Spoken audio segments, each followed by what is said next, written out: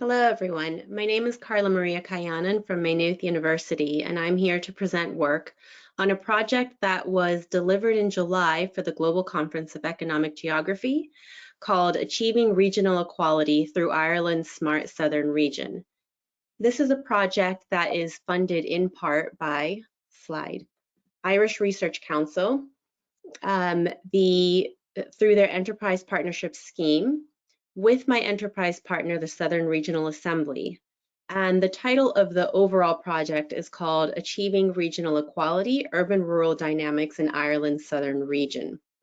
The aim of the grant is to think through how historically entrenched urban-rural binaries might stifle the creation of Ireland's regional tier.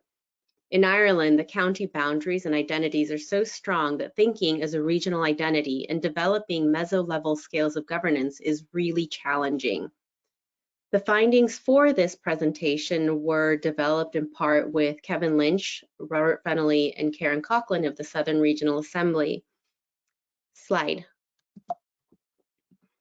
What's really important about mentioning this is that one of the large aims of this grant is to co-produce knowledge. And by doing that, I work really closely with the Southern Regional Assembly executive to make sure that any findings that I find are discussed with my policy partners, the Southern Regional Assembly, to ensure that we have impact rather than having findings that stay behind the ivory tower of academia. And so this presentation was developed collaboratively.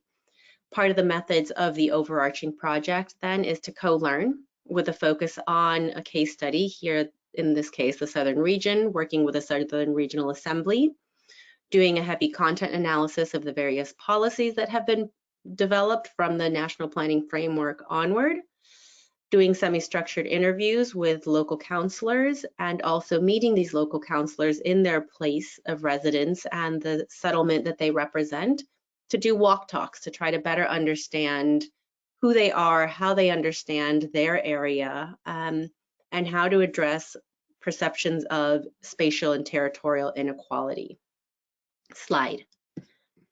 So the main question that the project is researching is, what are the policies that are necessary to address territorial inequality? With the idea being that by answering this question, the Southern Regional Assembly can better implement their spatial policies that are part of the Regional Spatial and Economic Strategies and the upcoming Metropolitan Area Spatial Plans, the MASPs. But the question then is, how do I take this larger project and really apply it to the work on Smart Southern Region? So how do you expand a smart city concept beyond the realm of the city to include a broader regional dimension, which is what Smart Southern Region is trying to do? And how do you do this when you consider that smart cities and smart city discourse is defined, driven, and generally understood as a city initiative? So we know that the smart city works at the urban scale, but what is missing at the regional scale to implement it? Smart city requires the right infrastructure, a density of data points, and the profit motives of private companies. These are not necessarily readily available across a region. So how do you scale up an urban concept? Well, the quick and short answer is that you can't. But there is a more complicated answer, and that is that the process of developing and defining a smart Southern region is what is actually important. It's the process that matters. And as I observe this process and other important practices that contribute to developing the policies, it's these efforts that help to address territorial inequalities and then help then to better understand and feed up to that initial question, what are the policies that are necessary to address territorial inequality? So when I'm talking about inequalities, what do I mean? And I'll just briefly talk about some of the academic literature that's talking about spatial and territorial inequality. And this is the idea that increasingly cities, that what's called city centrism, that cities become the focal point of policies. And what happens then is you end up with certain other regions that are outside of the city that are feeling what's called geographies of discontent, that there are systematic differences between the urban and the rural, and when you derive policy from the urban, then places outside of the urban might not necessarily feel that their policies are applicable to them. Now, in certain places in the United States, for example, in Britain, we've seen what has been called the revolt of the regions. So these regions fighting back at the ballot, also called revenge at the ballot, and bringing in people who they feel might better represent their needs, even though in actuality they might not. It's also about inequality of social capital, where social capital is coming from, about questions around cohesion and territorial policies, as well as collaboration and competition across regions and county boundaries. It deals with territorial and spatial inequalities, deals with place and well-being, as well as thinking about other alternatives that might be useful to create better regional balance. Slide. So just honing in then on what are the factors that contribute to socio-spatial inequality in Ireland, territorial equality in Ireland. Well, Ireland, we know, is one of the most centralized states in the EU. It's one of the 8 OECD countries without a directly elected regional level of government, meaning that it really lacks this tier of regional government as well as local government, and it doesn't have a regional identity. It's something that is trying to be built, but it's not necessarily there. In terms of elected representation, it's dominantly rural. And then, as some scholars argue, in Ireland, there really is a lack of urban and metropolitan policy. So there's this lack to think at this scale of the urban, at the scale of the city region, at the scale of the metropolitan, which then challenges the ability to implement policies that are trying to focus on the city and radiate out. How do you create that balance when there's this lack of metropolitan or urban think? Slide. So some of you might be well aware with the national planning framework that I keep discussing, as well as the regional spatial and economic strategies. So I won't go too in depth here, but the idea being that now in Ireland there are three regions, and this was a result of the 2014 Local Government Reform Act. Each region has a particular focus city or city region. So Dublin is the city region of the EMRA region, Eastern and Midland region, Galway of the Northern and Western region, and then the Southern Regional Assembly, which is my focus, has 3. You have the Limerick Shannon, you have Cork, and you have Waterford. Again, going back to this kind of regional equality, the Northern Western region is a region that has been demoted to being a region in transition, whereas the Southern region and the Eastern and Midland region are considered more developed. Ireland is known for having the most severe interregional inequality, and this contributes to this idea of Dublin versus the rest attitude that impacts politics and policy. Dublin's GDP is about 96,000 versus the national average, which is 68,000. And then interestingly too, again, thinking about just Ireland as a regional context, so Ireland is one of the few EU countries with a projected growth in places outside of the dominant metropolitan areas. So that's not to say that the urban population won't grow. It is projected to grow. It's the second highest rate in the EU after Malta. But the rural population is also expected to grow at about 25%. Only Sweden, Denmark, and Belgium match this. So this is just to give you an idea of the regional context of Ireland. Slide. And this next slide is just to demonstrate the diversity of settlement types that the Southern Regional Assembly then is dealing with, right? They have 3 metropolitan areas that they have to develop plans for. And as you can see from the type of diversity in this map here, you have some areas that have a very little density, very little employment centrality, and then you have some areas that have deep employment centrality. So how does the Southern Regional Assembly, how do they grapple with such disparity, such a wide diversity of settlements? And then how do you take this region and develop on top of it a smart Southern region approach? And so that is what the Southern Regional Assembly was trying to figure out how to do. Slide. And they're doing this as part of one of their regional policy objectives, which is developing smart cities and smart region. Build on smart cities and smart region initiatives in Cork, Limerick, and Waterford, such as the All Ireland Smart Cities Forum, and seek to extend such initiatives to towns, villages, and rural areas to support a smart southern region.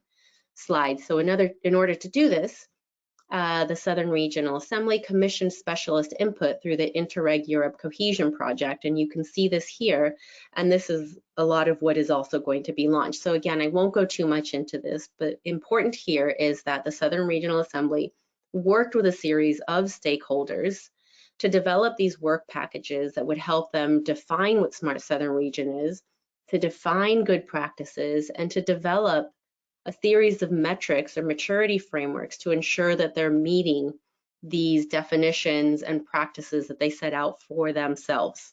Slide. From this project, not my project, but the project that was commissioned, a series of recommendations came out.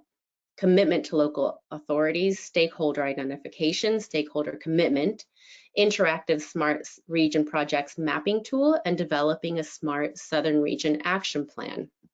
Slide. Importantly, they developed a definition and one that really has place as its focus. So central to this strategy, is evident from this figure, is place. Place here signifies a high quality of life, strong social cohesion, connected communities, and high interaction between citizens and local government. So again, technology is not really something that's coming out as strong. It's mostly place, it's people, it's engagement, it's interaction. Radiating out are the other key dimensions important to the strategy: solidarity, engagement, collaboration, connection, data technology, and governance. And the definition that they came up with was a smart region working in collaboration, leveraging technology and open data to co-create vibrant, sustainable, livable communities, towns, and communities. Slide. Okay, so what are the challenges with this? If we step back now, what strikes me is this challenge of this definition, right? There was in developing this, and to a degree there remains a real lack or shared understanding of what the term smart meant, right? The final definition, the process of implementing it is it's really difficult to differentiate smart from placemaking and urban regional development and planning. So the traditional concepts of what placemaking is and what urban development is, what regional development is, what economic development is, the definition that Smart Southern Region comes up with is very similar, right? So what is the difference? But then also there's no dedicated budget to this, and that is a big challenge. Slide. But I think there are some really strong things that come out of this, right? The fact that SMART for Smart Southern Region, or for the Southern Regional Assembly, does not have to be smart in a technological way, right? So focusing on technology, focusing on big data, focusing on industrial clusters or agglomerations, but it's intelligent in its use of collecting representative voices to define what a smart region is, to describe their level of maturity, to set plans for improvement, and to determine ways to measure improvement. This is them defining SMART for themselves, for applicability, for it to resonate. It's not about appropriating people's data for commercial purposes, but generating the data collectively, right? The technology is extending communications and centering place and the residents of that place. That is what's defining smart region for the Southern Regional Assembly. In this, governance matters just as much as technology. And also the smart city, it's what makes it a smart region. It's that it's lining up with current thinking on the importance of place-based policies that move beyond the urban-centric, that push beyond just this urban focus to really consider the local scales and local strengths of places outside of the city and capacities outside of the city. Slide. So in conclusion, even if it might not be possible to lift the innovation from one place and to apply it elsewhere, it's less about this transfer, right? It's more about cohesion. There are different forms of diffusion of innovation that move away from agglomeration theories and commercialization, which is what smart cities is very much about, right? But smart region tends to be more about social innovation, about focus on sufficiency, about considering local stakeholder needs.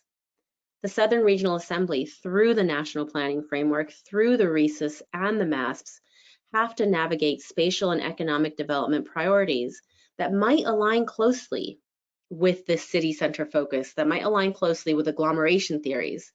But they're also, what Smart Southern Region demonstrates, is a willingness to consider other paths to address regional inequality. In conclusion, even if it might not be possible to lift the innovation of smart cities from one place and apply it to the region, it's less about the transfer and it's more about building cohesion. It's more about creating dialogue across the region, about forcing innovation and creative thinking around budgeting and how to support Smart Southern Region. It's about building a network of stakeholders to be able to do this, to be able to implement this. It's about sharing information across boundaries, across hard and entrenched county boundaries. Amplifies innovations, gains, and wins. It focuses more on the process of this rather than the outcomes. It demonstrates cohesion. It builds trust. Again, really, really important for ultimately building this regional identity. So last slide. This is the contact information for myself, as well as for project links and project pages, as well as of my co-producers in this, Karen Coughlin and Rob Fennelly at the Southern Regional Assembly. Thank you very much for your time.